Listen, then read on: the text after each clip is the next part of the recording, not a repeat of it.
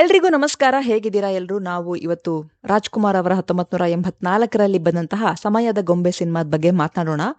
ಅದರ trailer release ಆಗಿದ್ದರೆ ಹೇಗಿರ್ತಾ ಇತ್ತು, ಒಂದು ಸಣ್ಣ ಪ್ರಯತ್ನ ಮಾಡಿದೀನಿ, ನೋಡ್ಕೊಂಡ್ ಬಂದ್ಬಿಡೋಣ.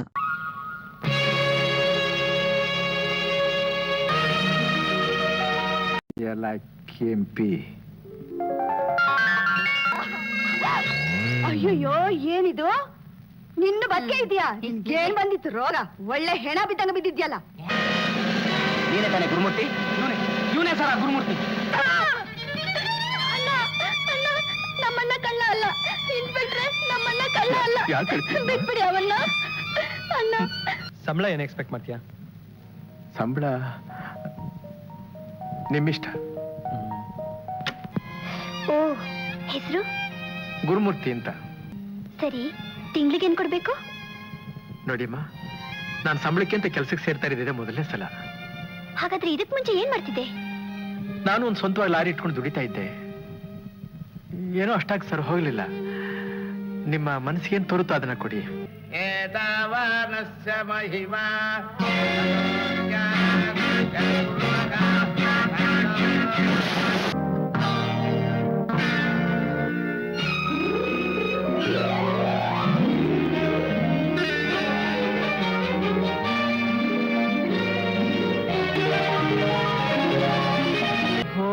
ನಾನು ಜೈಲಿನಲ್ಲಿ ಇದ್ದು ಬಂದ ವಿಷಯ ನೀನಲ್ಲಿ ಜ್ಞಾಪಿಸ್ತಾ ಇದೀಯಾ?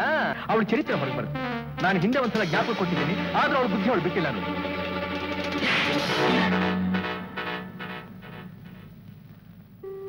ಗುರು, ಅಣ್ಣ ತಂಗಿರ್ ವಾತ್ಸಲ್ಯ ಎಂಥದ್ದು ಅಂತ ತಿಳ್ಕೊಳಕ್ ಮುಂಚೆನೆ ಹುಟ್ಟದವನ್ನ ಕಳ್ಕೊಂಡವಳು ನಾನು. ನನ್ನ ನಿನ್ ಜೊತೆ ಹುಟ್ಟಿದ ತಂಗಿ ಅಂತ ತಿಳ್ಕೊಂಡು ಮಾಡಿದ ಅಪರಾಧನ ಯಾಕೆ ಕ್ಷಮಿಸಬಾರ್ದು?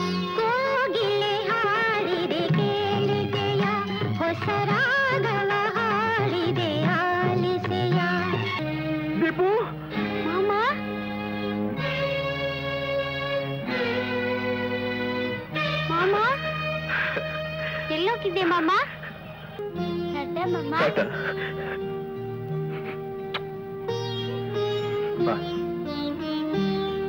ಯೋಗಿ ಪಡೆದದ್ದು ಯೋಗಿಗೆ, ಜೋಗಿ ಪಡೆದದ್ದು ಜೋಗಿಗೆ.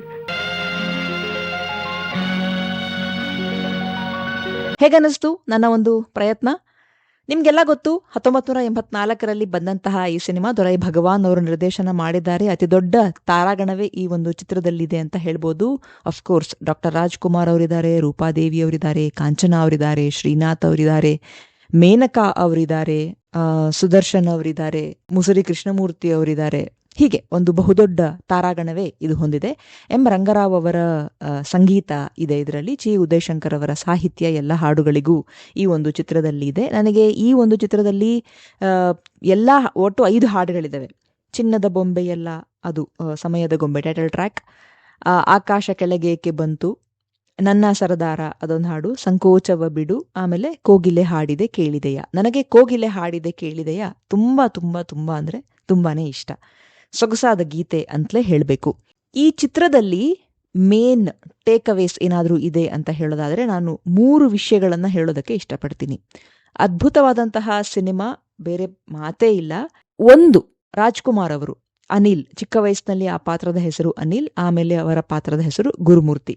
ಆ ಒಂದು ಪಾತ್ರ ಗುರುಮೂರ್ತಿ ಅವರು ಅನಿಲ್ ಆಗಿದ್ದಾಗ ಮನೆ ಬಿಟ್ಟು ಹೋಗ್ತಾರೆ. ಮಕ್ಕಳಿಗೆ, ಅದರಲ್ಲೂ ಈಗಿನ ಜನರೇಷನ್ ಮಕ್ಕಳಿಗೆ ನಾವು ಹೇಳೋದೇನೆಂದ್ರೆ, ಮಕ್ಕಳು ಯಾರನ್ನಾದ್ರೂ ತುಂಬಾ ಟ್ರಸ್ಟ್ ಮಾಡಬೇಕು, ಅನ್ಡೌಟೆಡ್ಲಿ, ಯಾವುದೇ ಶಂಕೆ ಇಲ್ಲದೆ ಅವ್ರು ನಂಬಬೇಕು ಅಂದರೆ ಅವ್ರ ತಂದೆ ತಾಯಿಗಳನ್ನ. ಎಂಥ ವಿಷಯವಾದರೂ ಅವರು ತಂದೆ ತಾಯಿಗಳ ಹತ್ರ ಹೇಳ್ಕೊಳ್ಳಲೇಬೇಕು, ಹೇಳಲೇಬೇಕು.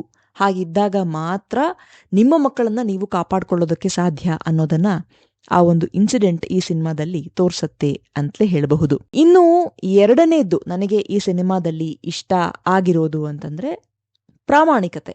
ನೀವು ಯಾವ ಕೆಲಸವನ್ನಾದರೂ ಮಾಡ್ರಿ, ಇದರಲ್ಲಿ ಗುರುಮೂರ್ತಿ ಡಾಕ್ಟರ್ ರಾಜ್ಕುಮಾರ್ ಅವರು ಲಾರಿ ಡ್ರೈವರ್ ಆಗಿರ್ತಾರೆ. ಆದರೆ ಅಷ್ಟೇ ಪ್ರಾಮಾಣಿಕ ವ್ಯಕ್ತಿ, ಸ್ವಾಭಿಮಾನಿ ಅಲ್ವಾ?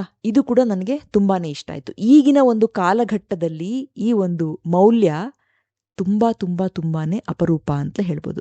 ಇನ್ನು 3ನೇದು ಅತಿ ಮುಖ್ಯವಾಗಿರೋದು, ಅವರ ತಾಯಿ ಮೇನಕಾ ಅವರ ಪಾತ್ರದಲ್ಲಿ, ಲಕ್ಷ್ಮಿ ಪಾತ್ರದಲ್ಲಿ ಏನು ಮೇನಕಾ ಅವರಿದ್ದಾರೆ, ಅವರೇ ಅವರ ಒಡ ಹುಟ್ಟಿದವರು, ಸ್ವಂತ ತಂಗಿ ಅಂತ ಗೊತ್ತಾದ್ಮೇಲೂ ಕೂಡ ಅವರು ಹೇಳಕ್ ಹೋಗಲ್ಲ.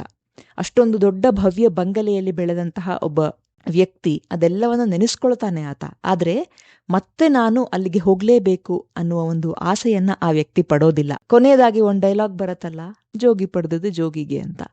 ಅದರ ಒಂದು ಅರ್ಥವೇ ಜೀವನದಲ್ಲಿ ಬಂದದ್ದನ್ನ ಬಂದ ಹಾಗೆ ಸ್ವೀಕರಿಸು ಅಂತ, ಯಾವುದಕ್ಕೂ ನೀನು ಅತಿ ಆಸೆಯನ್ನ ಪಡಬೇಡ ಅನ್ನೋದು. ಇದು ಅತ್ಯಂತ ಉತ್ಕೃಷ್ಟವಾದ ಮೌಲ್ಯ, ಇಂದಿನ ಸಮಾಜಕ್ಕೆ ಬೇಕಾಗಿರುವಂತಹ ಮೌಲ್ಯ ಇವತ್ತು ಸಮಯದ ಬೊಂಬೆ ಚಿತ್ರ, ಸಮಯದ ಗೊಂಬೆ ಅಥವಾ ಸಮಯದ ಬೊಂಬೆ ಈ ಚಿತ್ರ ಕೊಡುತ್ತೆ ಅಂತಲೇನೆ ಹೇಳಬಹುದು. ನಿಮ್ಗೆಲ್ಲ ಗೊತ್ತು, ಈ ಒಂದು ಚಿತ್ರಲೇಖ ಅವರ ಕಾದಂಬರಿ ಆಧಾರಿತ ಚಿತ್ರಗಳು ಈಗಿನ ಒಂದು ಜಾಯಮಾನದಲ್ಲಿ ಕಡಿಮೆನೇ ಆಗೋಗಿದೆ ಅಂತಲೇ ಹೇಳಬಹುದು. ತುಂಬಾ ತುಂಬಾ ಒಳ್ಳೆಯ ಚಿತ್ರ. ಇದರಲ್ಲಿ 2 ಇಂಟ್ರೆಸ್ಟಿಂಗ್ ಥಿಂಗ್ಸ್ ನಾನು ನೋಟಿಸ್ ಮಾಡಿರೋದು, ಅದು ಸಂಗೀತದ ವಿಷಯವಾಗಿ. ಎಂ ರಂಗರಾವ್ ಅವರ ಸಂಗೀತ ಇದೆ ಇದಕ್ಕೆ. ಹೊಸಬೆಳಕು ಚಿತ್ರ 1982ರಲ್ಲಿ ಬಂದಿತ್ತು, ಅದು ಕೂಡ ಎಂ ರಂಗರಾವ್ ಅವರ ಸಂಗೀತ ಇರುವ ಚಿತ್ರನೇ. ಅಲ್ಲಿರುವ ಮ್ಯೂಸಿಕ್ನ ಛಾಯೆ ನಿಮಗೆ ಈ ಒಂದು ಸಿನಿಮಾದಲ್ಲಿ ಕಾಣುತ್ತೆ. ಸಂಕೋಚವ ಬಿಡು ಹಾಡಲ್ಲಿ ಒಂದು ಹಮ್ಮಿಂಗ್ ಬರುತ್ತೆ. ಆ ಹಮ್ಮಿಂಗ್ ನಿಮಗೆ ಹೊಸಬೆಳಕು ಚಿತ್ರದಲ್ಲಿ ಬ್ಯಾಕ್ಗ್ರೌಂಡಲ್ಲಿ ಬರುತ್ತೆ. ಅದೇನಿದೆ ಹೀಗಿದೆ, ಕೇಳಿ.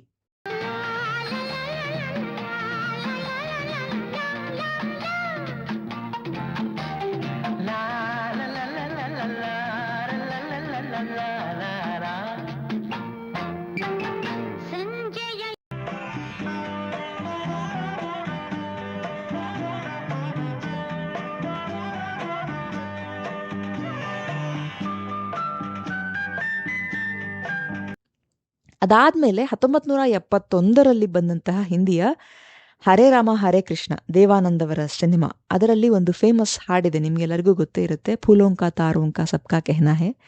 ಆ ಒಂದು ಸ್ಟಾರ್ಟಿಂಗ್ ಟ್ಯೂನ್ ಹೀಗಿದೆ.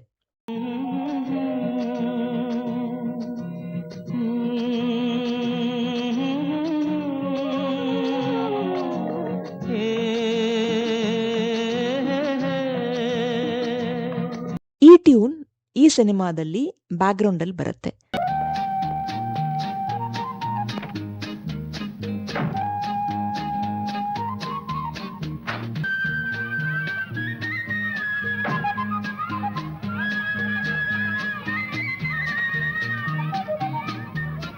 ಮೇ ಬಿ ಅವರು ಅದರಿಂದ ಇನ್ಫ್ಲೂಯೆನ್ಸ್ ಆಗಿರ್ಲಿಕ್ಕೂ ಸಾಕು, ಇಲ್ಲ ಅಂತ ನಾನು ಹೇಳಲ್ಲ. ತುಂಬ ಸುಂದರವಾಗಿ ಬಂದಿದೆ. ಇದು ಯಾಕೋ ನನಗೆ ಸಿನಿಮಾ ನೋಡಬೇಕಾದಾಗ ನಾನು ಕನೆಕ್ಟ್ ಆಗಿರುವಂತಹ ಒಂದು ರೀತಿ ಅಂತಲೇ ಹೇಳಬಹುದು. ಅದ್ಭುತವಾದ ಸಿನಿಮಾ, ಎಲ್ಲರೂ ನೋಡೇ ಇರ್ತೀರಾ. ನೋಡಿಲ್ಲ ಅಂದರೆ ಮತ್ತೊಮ್ಮೆ ತುಂಬ ಕುಟುಂಬ ಕೂತ್ಕೊಂಡು ಈ ಒಂದು ಸಿನಿಮಾವನ್ನ ನೋಡಿ. ನನ್ನ ಈ ಒಂದು ಪ್ರಯತ್ನ ನಿಮಗೆ ಇಷ್ಟ ಆದರೆ ಮತ್ತೆ ಯಾವ ಸಿನಿಮಾವನ್ನ ಈ ರೀತಿ ಮಾಡಬಹುದು ಅನ್ನೋದನ್ನ ಕಾಮೆಂಟ್ ಮಾಡಿ ತಿಳಿಸಿ ಅಂತ ಹೇಳ್ತಾ, ಮತ್ತೊಂದು ಸರಣಿ ಸಿನಿಮಾ ಅಥವಾ ಪುಸ್ತಕದ ಮೂಲಕ ನಿಮ್ಮ ಮುಂದೆ ಬರ್ತೇನೆ. ಅಲ್ಲಿವರೆಗೂ ಯೋಚನೆ ನಿಮ್ಮದಾಗಿರಲಿ, ವಿಶ್ಲೇಷಣೆ ನಮ್ಮದಾಗಿರಲಿ, ಬಾಳು ಹಾಡಾಗಲಿ, ಭಾವ ಜೊತೆಗಿರಲಿ. ನಿಮ್ಮ ಸಮಯಕ್ಕೆ ಧನ್ಯವಾದಗಳು. ಮತ್ತೆ ಸಿಗೋಣ.